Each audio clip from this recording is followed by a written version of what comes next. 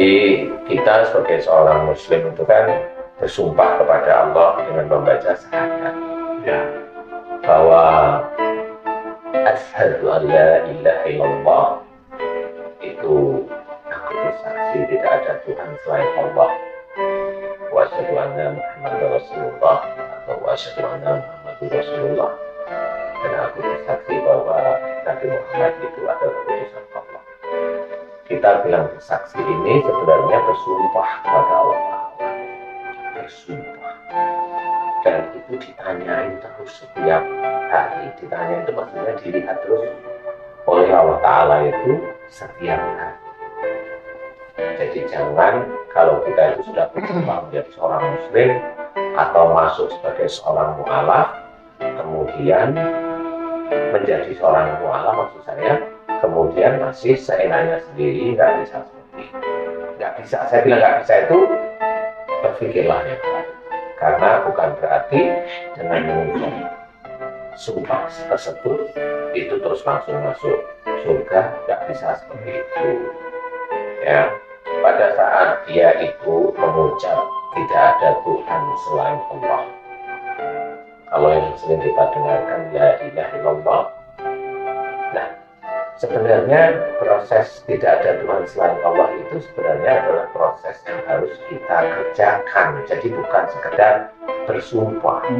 Sumpah itu tercatat oleh Allah Ta'ala, tapi apa yang harus kita kerjakan dengan perkataan la ilaha illallah atau nah, kita harus ada tanggung jawab dari perkataan tersebut. Makanya kalau dalam Quran diceritakan atiullaha wa rasul, taatlah kepada Allah dan Rasul. Nah, ini melengkapi dari syahadat tadi. Taat kepada Allah berarti taat dalam menjalankan isi Quran. Taat kepada Rasul berarti menjalankan sunnah dengan hadis. Nah, disinilah ketaatan ini diperhitungkan oleh Allah Ta'ala.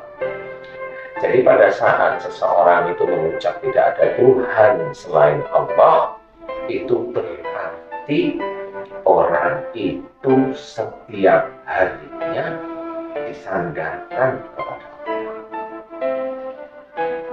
Jadi disandarkan itu bagaimana? Bangun tidur berdoa, minimum hamdalah. Kenapa? Jiwa kita itu dikembalikan oleh Allah Ta'ala sehingga bangun untuk apa? Ada bangun untuk sholat tahajud, menunggu subuh dengan baca Quran, subuh kemudian melakukan pekerjaan.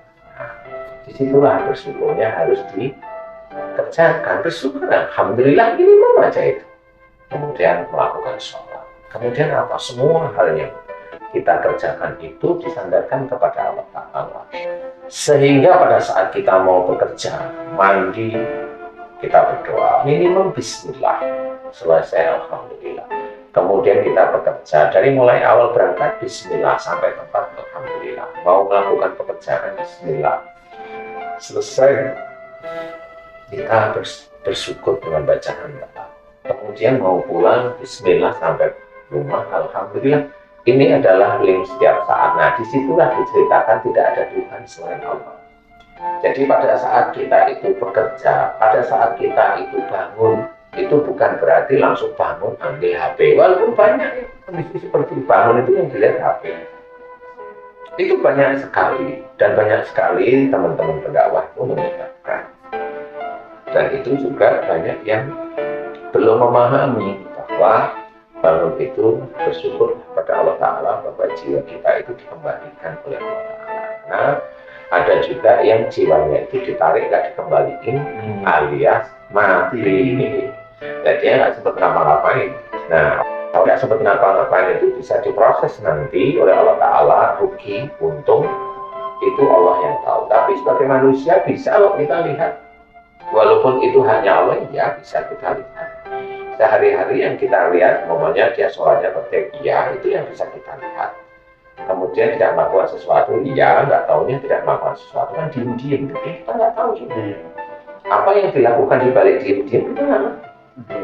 Bagaimana cara dia berpikir, kita nggak tahu. Nah, Disitulah yang tahu dia yang di mata kita aja kelihatan baik, tapi wallahu a'lam kan seperti itu. Nah, pada saat dia melakukan pekerjaan bersandar tidak ada Tuhan selain Allah, dia diberi dalam perjalanan kerja, dia diberi keselamatan oleh Allah Ta'ala. Semua yang diberikan itu adalah keselamatan dari Allah Ta'ala. Di situ juga harus disyukuri walaupun tidak terjadi apa-apa. Walaupun tidak terjadi apa-apa. Tidak terjadi apa-apa itu sebenarnya nikmat juga. Tidak bisa bukan terjadi apa-apa itu kayak orang melenggang biasa. Tetapi pandainya Allah, orang-orang itu memang akhirnya beberapa tahun itu memang dia dalam perjalanan tidak terjadi apa-apa. Sehingga nggak ada yang disuruh. Nah, inilah ujiannya dari Allah Ta'ala, bahwa tidak ada sandaran kepada Allah Ta'ala tentang perjalanannya dia. Kemudian dari mulai dia bekerja dia bismillah atau tidak. Kalau saat ini melakukan dengan bismillah itu sulit sekali melakukan walaupun hanya menghafalkan bismillah dengan nama Allah yang Maha Pengasih lagi Maha Penyayang. Jelas sekali ya kita uraikan di situ. Kemudian kita menjalankan pekerjaan. Kalau memang kita mengerjakan pekerjaan, akhirnya kan dalam pekerjaan kan kita bisa berpikir, melakukan sesuatu kan begitu. Kalau di dalam melakukan sesuatu salah, sebenarnya itulah salah satu petunjuk Allah. Kadang-kadang kita tahu yang mau saya kerjakan itu sebenarnya tidak boleh. Dalam hati yang kita tahu. Itulah sebenarnya doa dari kita. Ihdinas siratal mustaqim yang sering dibaca. Yang sering bukan dibaca harusnya, didoakan. Oh iya, biasanya kan orang cuma baca dalam surat Al-Fatihah itu kan, sekedar baca. Padahal intinya itu meminta. Itu kan meminta. Tunjukkanlah saya jalan yang lurus. Itu Allah itu sebenarnya menunjukkan sedikit dari hati dan pikiran. Harusnya aku nggak boleh. Tapi orang itu dikasih jalan lurus ditabrak, sehingga nggak mau dia melakukan. Itu berhubungan dengan para malaikat yang ditulis oleh Allah Ta'ala dalam Quran. Manusia itu dijaga oleh beberapa malaikat, dijaga. Persoalannya banyak orang yang tidak tahu yang namanya jaga itu dikiranya jaga biar tidak tabrakan, jaga biar tidak kecurian, jaga biar enggak di titik itu, menjaga agar orang tersebut ada di jalan Allah. Tetapi selalu manusianya itu nolak. Berarti sama saja mengingkari sumpah awalnya itu. Lah itulah mengingkari dosa. Bukan. Masuk neraka. Itu nggak dosa, itu besok masuk neraka.